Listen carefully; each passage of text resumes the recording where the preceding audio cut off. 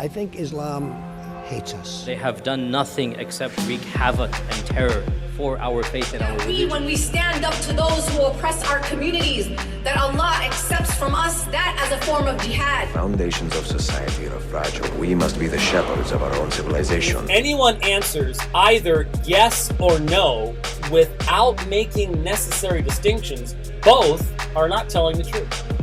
They're lying. Father, we pray that your word will become a hammer that breaks rocks into pieces. That you will raise up in this nation pulpits and prophets that will call the nation back to repentance. Will you distance yourself from those who think differently, or will you join us at the table and talk about what is really important? This is the Al-Ma'idah Initiative, conversation without compromise. So I'm titling this episode "Pork Wars." Okay. So the premise of this episode, right, is that we're going to examine the different beliefs about like dietary requirements for Muslims and Christians. Now, for some common ground to start with, I really believe we can both agree that pepper pig is haram. Pepper pig. Pepper pig. What's a pepper pig? Pepper I know pig pig, so I'm not familiar with a pepper pig. No, it's not. So it's this really irritating British kids cartoon show that if you have not been shown it by your kids, you can thank God because it's the most annoying show in all of existence, possibly. But on a more serious note, right? One thing that kind of comes up a lot for me is both Islam and Judaism both forbid the eating of pork. Right. So Christianity kind of seems like the odd one out, right? And people kind of, there's a question I get quite a lot, and it's become quite a fun one for me. But before we get to that, what I want to hear you do is kind of lay out the sort of reasoning behind the Islamic food laws and what those food laws are in essence. Okay. We don't have to list like every single animal. Right. But the gist behind it. So I start with Bismillah ar-Rahman ar-Rahim, in the name of God, most merciful, most gracious, most merciful. And that's in peace and blessings upon Prophet Muhammad, his family and his companions, upon all the prophets, peace be upon them all. With the rules of food in Islam, I would say there's one fundamental principle that all the rules and laws of food, and that is that it's in the Quran. God says about the Prophet that he permits all that is good and pure, and he forbids all that is evil, or all that is bad. وَيُحِلُّ لَهُمَ الطَّيِّبَاتِ وَيُحَرِّمُ عَلَيْهِمُ الْخَبَائِثِ. That's the verse of the Quran, which it means that the Prophet will permit any food that is pure and good, and he will forbid any food that is bad and harmful. And so that's the rule that Islam follows. That food is, anything that is good, that is healthy, that is beneficial, Islam is going to permit it. Unless there's some specific text to say like, oh no, this specific, food or type of food you can't eat, then we don't eat it. And we have this faith that, oh, this is forbidden because there is some harm in it, right? And so although we might not understand our harm, we believe that God in his infinite knowledge is forbidding this type of food because there's some harm in it for us. And so that's the general rule. And then once we take this rule, we look towards like the specific evidences of Quran and also prophetic statements of the Prophet, peace and blessings be upon him. And we see like what objects did they prohibit. And so the scholars, they say the rule that we kind of we default to is that all food is permissible, except the specific ones that Revelation is specifically prohibited. And so when a Muslim kind of like approaches food, he approaches it with the idea that this is permissible, unless I find something telling me I can't eat it. So you can approach it with like two ways. Or you can say, oh, I can't eat this until I have proof that it's okay, right? Or you can be like, well, I can eat anything I want unless there's proof telling me that I can't eat it, right? Some Muslims have the misunderstanding like they think it's the first way, that oh, you can't eat it unless there's something specifically that says, oh, it's allowed, right? And that's wrong. That's a misunderstanding that people might have. But the actual default rule is that you can eat anything you want. and unless there's something of the Quran and Sunnah, the prophetic tradition to specify that object, or to specify that food. And so food is permissible. Anything that is good is permissible, except that which is specifically defined. What are some of the things that are mentioned in the Quran that are like very repetitively mentioned? Alcohol for sure is something that the Quran mentions very clearly. And it went through stages, because when the revelation first started, the Meccan community were a community that consumed alcohol. And so the verses of Quran first prohibited drinking alcohol, coming to prayer intoxicated. And then later on, the rules gradually forbade the entire consumption of alcohol and commanded the Muslims to abstain from it. And so from there, the Muslims have unanimously agreed upon this understanding of the tradition. They said that all of the previous verses that permitted some form of consuming alcohol were abrogated, and that the final ruling of Islam is that alcohol that is prohibited. And with that, the scholars also deduced that anything that intoxicates is also prohibited. All right, so like for example, let's say a lot of modern forms of drugs and so on, anything that intoxicates the mind, and they say this is a form of alcohol, although it might not be the literal alcohol drink, but it has the same effects or worse, right? And so they say any type of thing that intoxicates the mind, or that it affects the stability and the clarity of the mind, is prohibited. And so under this, you have forms of drugs, even weed, right? And so all of these different things or consumptions that people drink or eat or smoke for entertainment is permissible. I'm sorry, it's prohibited. You heard it here, guys. No way. Okay, I'm yeah. gonna edit that and use it as a commercial. Yep. So all that is prohibited, right? And then a few other items that the Quran mentions are dead animals. Anything that has died before slaughtering is also prohibited. And so, animals that are generally, majority of animals are permissible to eat. But if it's not slaughtered, and we'll talk about like who has to slaughter and some rules of slaughtering, but generally any animal that is dead before slaughtering, then that animal is prohibited and cannot be consumed, even if it's a chicken or a goat or anything that we commonly eat. It must be sacrificed. It must be killed by way of slaughter. Its cause of death can be electrocution or something else. Another rule that we follow also that is Quran clearly defines as pig. We can't eat pig.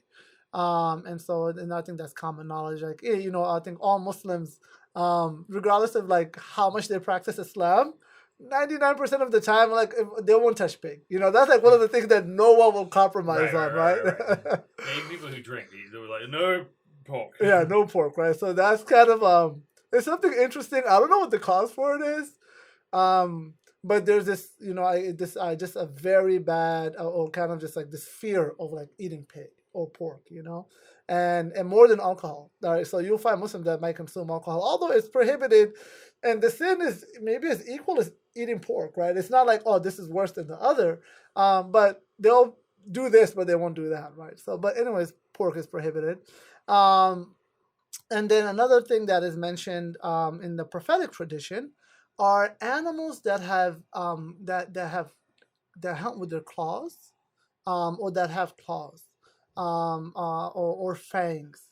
And so any animal that has fangs or claws is prohibited. And so lions, tigers, predators, primarily you can say, that hunt other animals that eat meat primarily. Not every single one, but these animals are prohibited.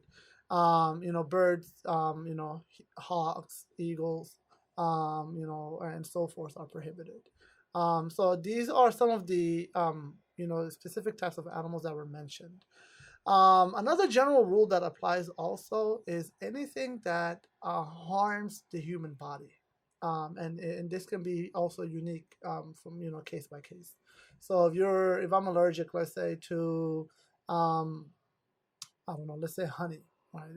And let's say honey is permissible. There's prophetic tradition that talks about the benefits of honey and so forth. But let's say I have a certain allergic reaction to honey, and so honey would be prohibited for myself. And it would be a sin on me to consume honey if I know that my body can't eat. Kind of it harms my body. So I think that's a general kind of overview of the rules of regarding to food and drinks. Do you have any questions or anything that's come across your mind? Yeah, a few actually. Mm-hmm. So one thing. So there's a hadith I remember where there's a group of Muslim warriors on a military expedition, Mm-hmm. and they come across a dead whale, Mm-hmm. and they're starving, Mm-hmm. and they eat it. Yes. And they go back to Muhammad and they ask him, was this okay for us to do? Mm-hmm. And he's like, look, clearly this is provision for you Mm-hmm. in this time. Mm-hmm. Mm-hmm. So if a Muslim man is starving, Mm-hmm. is it a sin for him to eat bacon? Mm-hmm. If he does, because he's starving, what's the procedure for that? Right. That's a very good question. And yeah, you brought up two topics. One that I should have mentioned, but now is the perfect time to mention. With regards to sea animal, it's pretty much you can eat anything that mainly lives in water.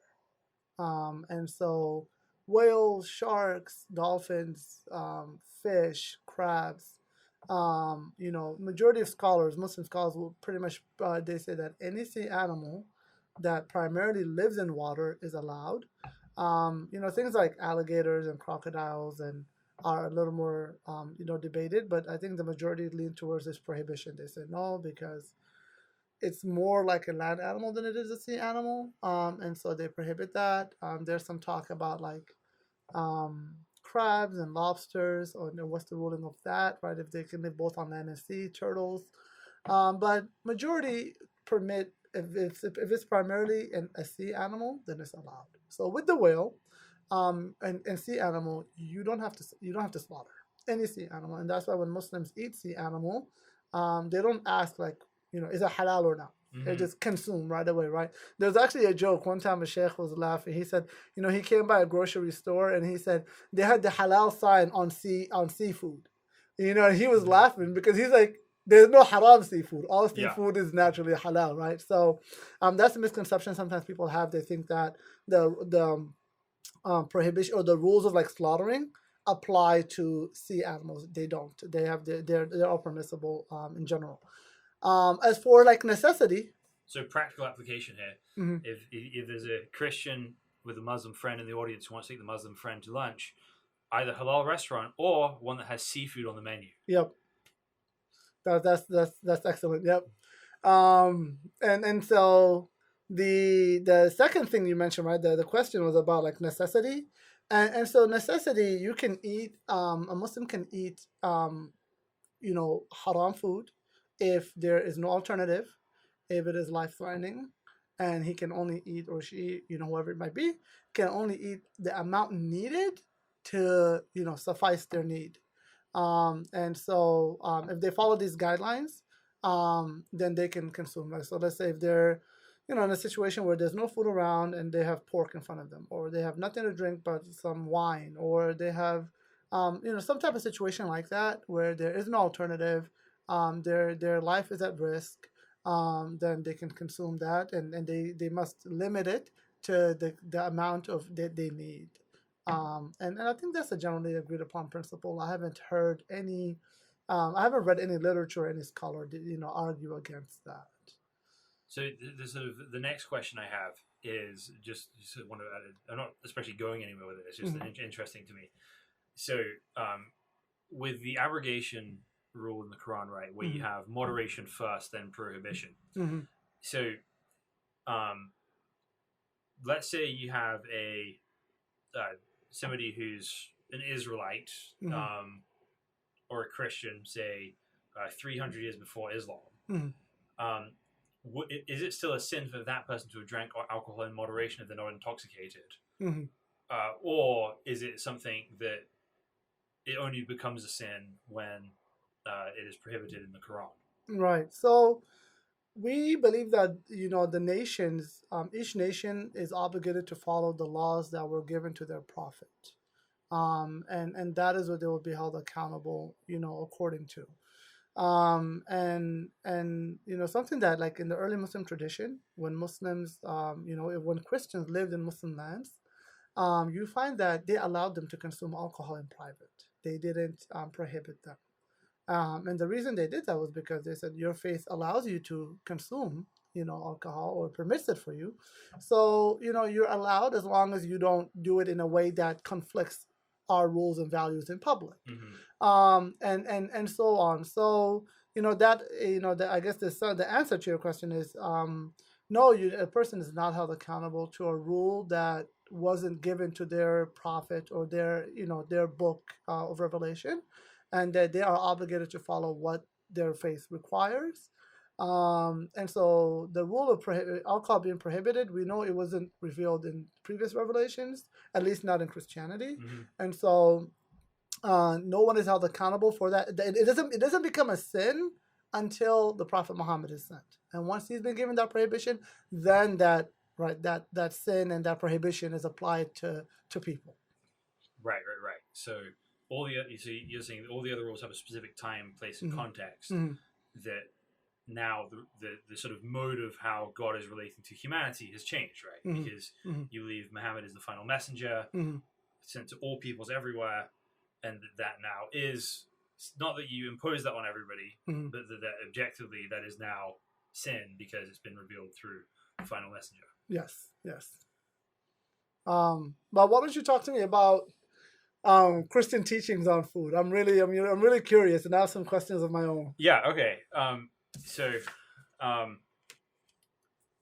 there's some and part of the reason I'm asking those questions is because there's some similarities, right? We both have a certain like flow of revelation of how God relates to different people at different times. And so primarily, in the Bible, food laws are not an absolute because they're given to a specific people for a specific reason. And it outlines what that reason is, right? Okay. So the first time that humanity is given permission to eat meat in the Bible in general is when Noah gets off the ark after the flood. And God says to him, it says in Genesis 9, it says, the fear of you and the dread of you shall be upon every beast of the earth and upon every bird of the heavens, upon everything that creeps on the ground, and all the fish of the sea. Into your hand they are delivered. Every moving thing that lives on the earth shall be food for you. And as I gave you the green plants, I give you everything. So we believe that Noah has no specific laws that he has to follow as far as food, right? You can't eat people, but any animal, the sons of humanity, were given permission to eat at that point, right? But then when God speaks to the children of Israel, what he does, right? He calls Abraham out of the idolaters and says, I'm going to make a great nation out of you. From him come Isaac and Ishmael.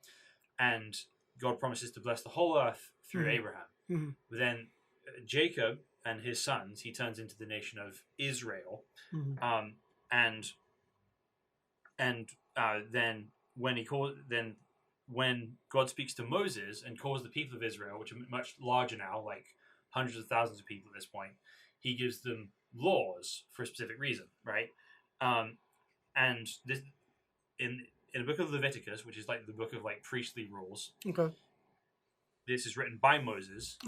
This is where it starts describing what the food rules are for. It says in Leviticus 10:10, you are to distinguish between the holy and the common, and between the unclean and the clean, and you are to teach the people of Israel the statutes that the Lord has spoken to them by Moses.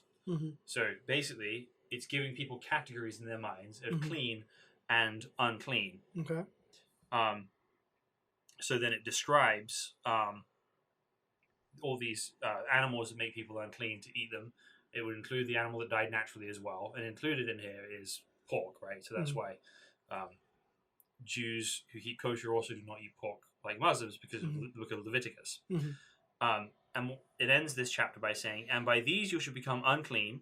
Whoever touches their carcass shall be unclean until the evening. And whoever carries any part of their carcass shall wash his clothes and be unclean until the evening. Right? So it's not just eating, it's touching, and that makes you unclean. in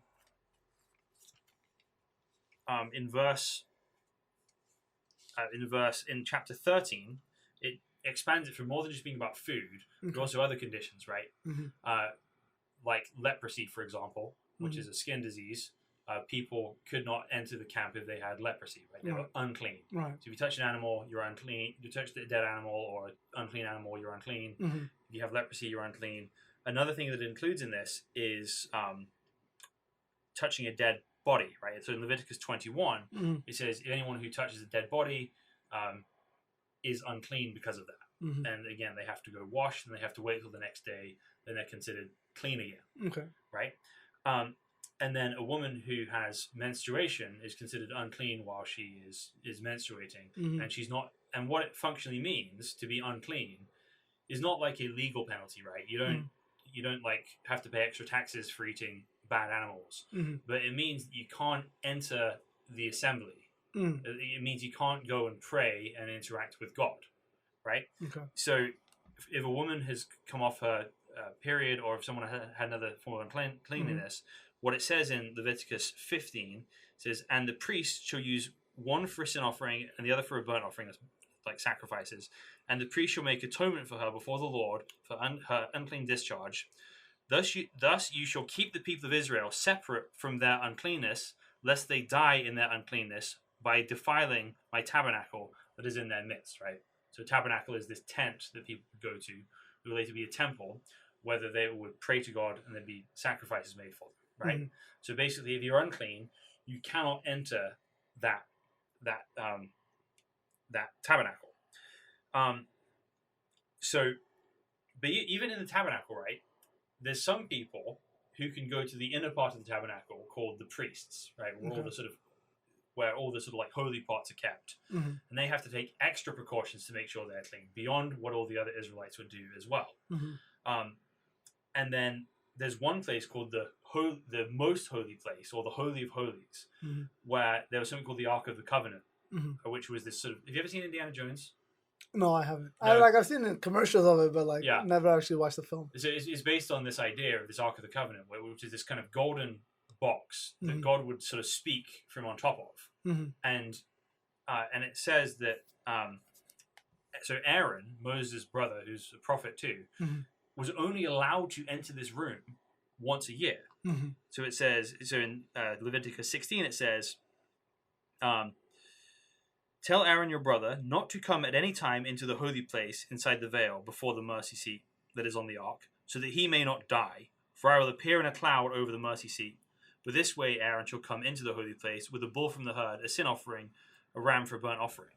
So Aaron and the high priests after him are only allowed to go to that most holy place once a year, right? So what you're seeing in Leviticus is God's teaching people lessons about boundaries, that a human is completely unworthy to enter into the presence of God. So Aaron can only go through there with this animal sacrifice once a year. And the regular people of Israel, they can't ever do that. They can't even come into the assembly if they're unclean. So therefore, if you're not an Israelite, right, if you're not keeping the Jewish customs, being part of the sort of specifically Jewish religion, not just religion though, but being part of their nation by taking on these customs, you're not able to come close to God's presence. So, and the explicit reason given for this is in the same book in Leviticus. It says, but I have said to you, you shall inherit their land, and I'll give you it to possess, a land flowing with milk and honey.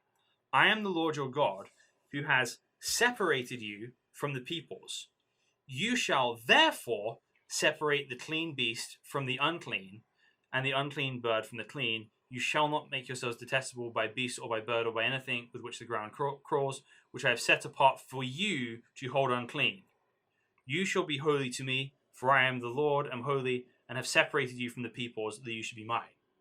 So the argument Leviticus is making isn't that there's an inherent problem with any of these animals they're not allowed to eat, but that God has separated you from the people, and therefore you show that you're separate by having these, right? So these laws are explicitly for the people of Israel, right? Noah's descendants were not disobeying, right? There's, but these are set apart so the Israelites understand the difference between clean and unclean. So you have Gentiles separated from the Jews, Gentiles and non-Jews separated from the Jews, the Jewish people, the unclean Jewish people separated from the clean tabernacle, and then the high priest is only made clean once a year so he can go before God.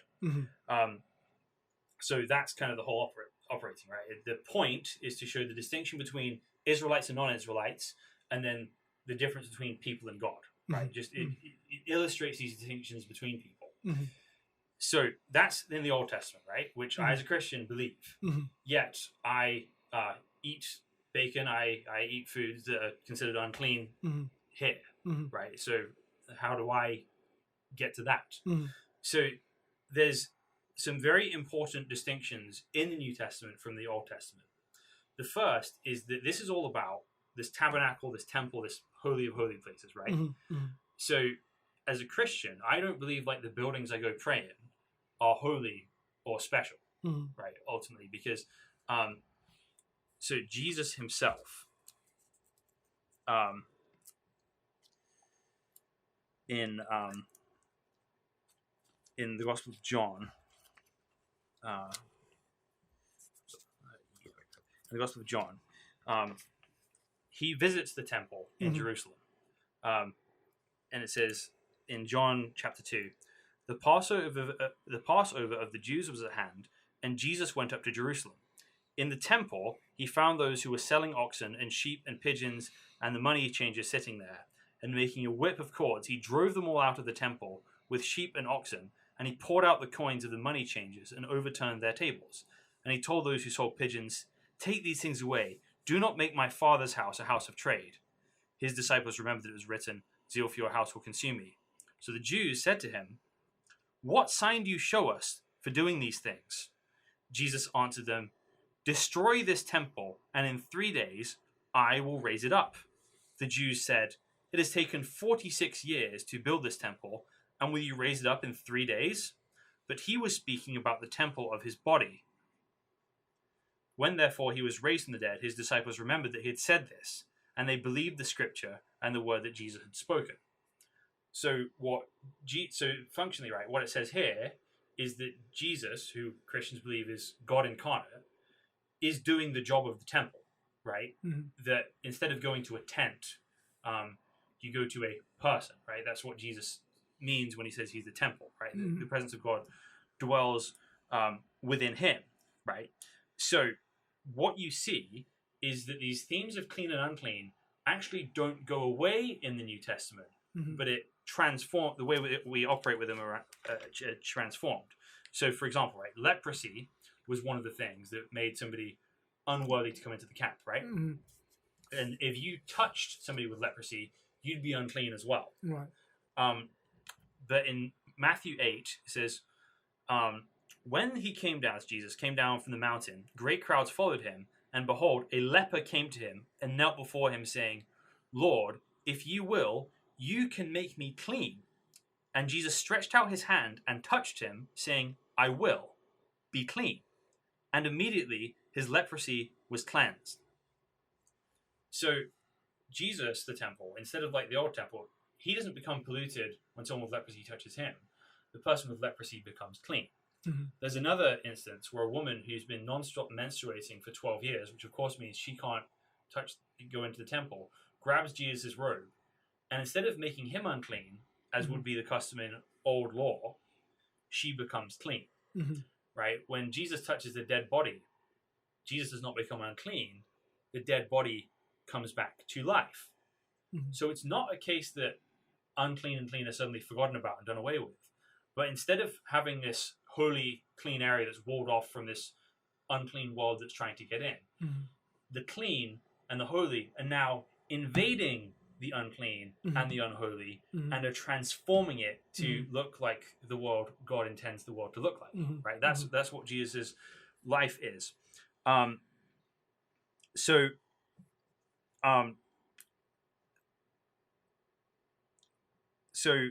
In Jesus's crucifixion, for example, there's a really important piece of all this.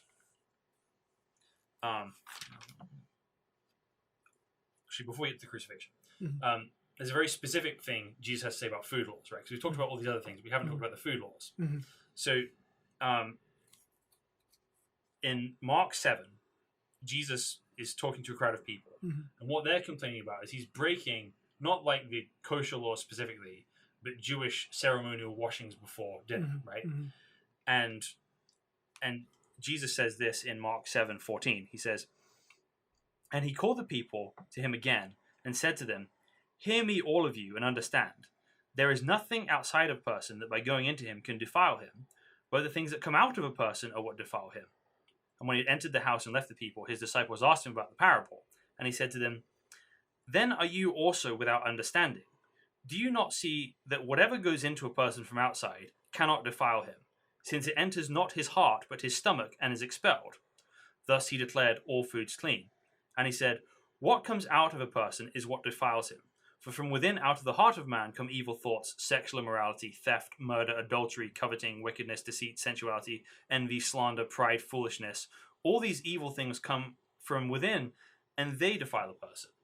So the point Jesus is making there is that the sort of dietary laws and the sort of like lessons we learn from those are not really the point, right? That God is not watching you eat your food with unwashed hands and being like, "Oh, gross, you're a sinner," right? That these laws about cleanliness are there to teach us that we have no right to come into God's presence and we're separate from him, right? That's what all these laws do. You can't come see the Ark of the Covenant, you can't come into the gathering, and you can't be a part of that, right? And so again, the center of this is this place called the Holy of Holies, which only the high priest can enter. But when Jesus died on the cross, what Matthew says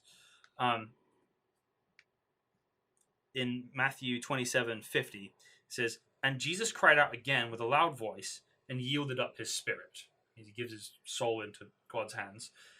51 says, "And behold, the curtain of the temple was torn in two from top to bottom, and the earth shook, and rocks were split."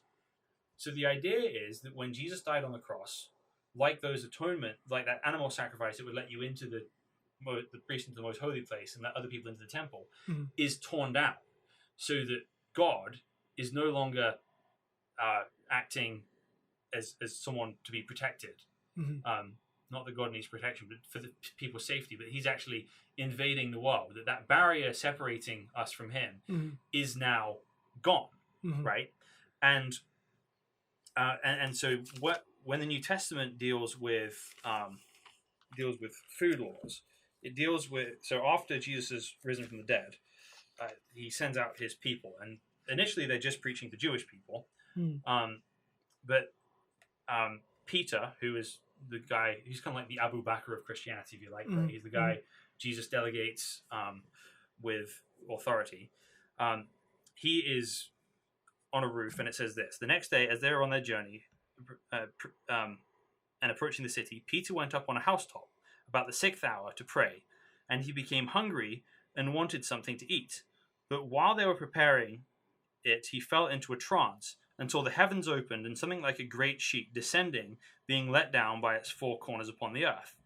In it were all kinds of animals and reptiles and birds of the air, and there came a voice to him, 'Rise, Peter, kill and eat.' But Peter said, 'By no means, Lord, for I have never eaten anything that is common or unclean.' And the voice came to him again a second time, 'What God has made clean, do not call common.' This happened 3 times, and the thing was taken up at once to heaven. Now while Peter was inwardly perplexed as to what the vision had seen might mean, behold, the men who were sent by Cornelius, having made inquiry for Simon's house, stood at the gate." And so basically, right after he has this vision of being told to eat unclean food, and God saying, "Do not call unclean what God has called clean," he's contacted by these Gentiles, these non-Jews, who have been told by an angel to come get him, right? So what he does is he goes with them to their house, and he eats with them, and he shares the gospel with them, and they all say, "Okay, we believe Jesus is the Messiah, we're in." And then God fills them with his Holy Spirit, his presence, and Peter says, "Truly I understand now that God shows no partiality between Jews and non-Jews, but that every place that people serve him, he will accept them. So then, as the New Testament goes on, we see in Ephesians, right, through what Jesus has done on the cross, there's this idea. It's in Ephesians 2:11. Therefore, remember that at one time, you Gentiles in the flesh, called the uncircumcision by what is called the circumcision, which is made by flesh, in the flesh by hands. Remember that you were at that time separated from Christ, or the Messiah, alienated from the commonwealth of Israel, and strangers to the covenants and the promise, having no hope and without God in the world. So at one point, you were cut off.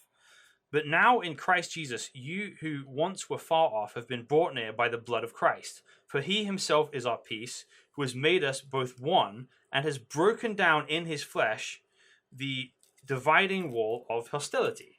So the idea is that for people who believe in Jesus, it doesn't matter if you're Jewish or if you're from a different country, that through what Jesus did on the cross, the way has been opened so that all of us can be made clean by coming into contact with Jesus, right? And that we can all be part of his people. So now, right, it's not necessary for me to keep dietary rules which separate me from Jewish people, right? In fact, because of what has happened, it would actually be inappropriate for me to keep those rules, because it's sending the exact wrong message, right? The message is, come to Jesus, be clean. There are no barriers anymore. Come be part of God's family. And that is why I don't have, like, there's plenty of foods I avoid for my own distaste of them, but I don't have any moral objections to anything except eating people. Yeah. A thought that occurred to me, and something maybe you can clarify, is the difference between spiritual cleansing and physical cleansing, right? Or being physically clean and spiritually clean. It seems like they're connected. Like, if you're physically clean, unclean, then it affects your spiritual cleanliness, right? So that's why, for example, in the Old Testament, you're mentioning, like, the dead animals, the touching of dead animals, or eating pork, or something, anything that's deemed unclean. Having something physically, that makes you not clean, then that affects your spiritual cleanliness and your ability to approach God, right? Is that always true? Is physical, like, is that, is there a time where we kind of if you guys separate the two? So I actually wouldn't believe that. So Noah, right, who was able to eat anything, was not, it's sin itself that makes us unclean, right? So it's not that God is offended when somebody eats pork. But if someone in Israel ate pork, they would have been disobeying God, right? So it's the disobedience that makes them unclean, not the physical act of that. Yeah. Now, so I do not, as a Christian, I do not believe there is any relation between physical cleanliness and spiritual cleanliness. Not to say that physical cleanliness is a bad idea, right? That you don't want to smell, you shouldn't want to be dirty and smell bad, right? Because it's not wise. But right? it's not a requirement to be spiritually clean. Exactly. With the coming of Jesus, that it removed that barrier, so that anyone, regardless of their physical cleanliness, they can be clean. Yes. And they can be in the presence of God. Yes. Okay. Yeah, that's very interesting, and it's different than our teachings. Because we look at physical cleanliness and its rules and objectives in a little different sense than that of, like, spiritual cleanliness and the rules that apply to spiritual cleanliness. So that's something that is interesting. Now, another question that I have is this kind of, right, this change in laws that Jesus brought, peace be upon him, and this this understanding and this belief that, okay, now anybody can be in the presence of God, and that limitation of having to be clean, having to and all those rules that apply don't exist anymore, because God is kind of, he's entered our world, right? And so that barrier is gone. Is that is that something that all Christians share?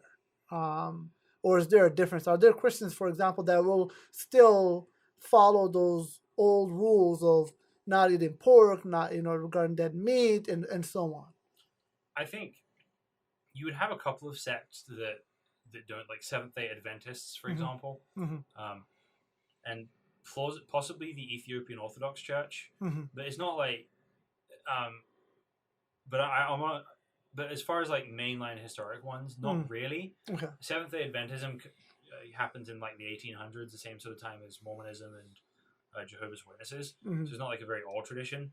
Ethiopian Orthodox, I honestly don't know. And I don't know how much modern Ethiopian Orthodoxy connects to, say, 3rd century Ethiopian Orthodoxy. So, but it's not something I come across regularly. And then, is there any scripture about, Jesus' diet or the diet of the disciples? Certain rules or any guidelines that they followed? They ate fish. They ate fish, okay. They went to the Jewish festivals, but they never kind of explicitly say, okay, Jesus refused this or Jesus ate this. So that, they're fishermen from a kind of fishing village and they eat fish a lot. Yeah. They eat bread, they do drink wine. But what it does say is that the Pharisees and the Jewish elders always washed their hands with ritual washing before they ate. Okay. And Jesus and his disciples did not. Okay. Yeah, so the reason I asked was, are there examples, right, of like what Christians or what Jesus ate, right? And so that if a person wanted to maybe, follow some type of religious, right, example, do they have that? But yeah, and that brings me to another question about something a little more modern. Is the idea of meat, consuming meat, right? There's a lot of talk about being vegan or vegetarian, the harm of consuming meat and so on. Is there any mention of or any of you? What are your thoughts about that? How does Christianity approach this topic? So how does Christianity approach the idea of eating meat in general? Yeah. So I think that's actually the perfect breaking point to jump into the after show. So if you guys want to hear the thoughts about Islam and Christianity and vegetarianism, come join us for the after show. Okay. Thank you for listening, and we'll see you next week with another episode of the Al-Maida Initiative podcast. Thank you, guys. Please like and subscribe for more content every Wednesday. It helps more people see these videos and join in this important conversation. If you want to see more of this conversation, check out the after show right here, or you can watch last week's episode.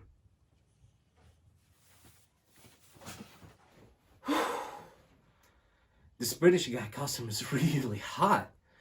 Can you bring me some water? على فكرة احنا اسمنا المائدة يا اخي، جيبونا اكل حاجة، جيبونا تميز فور يا هو.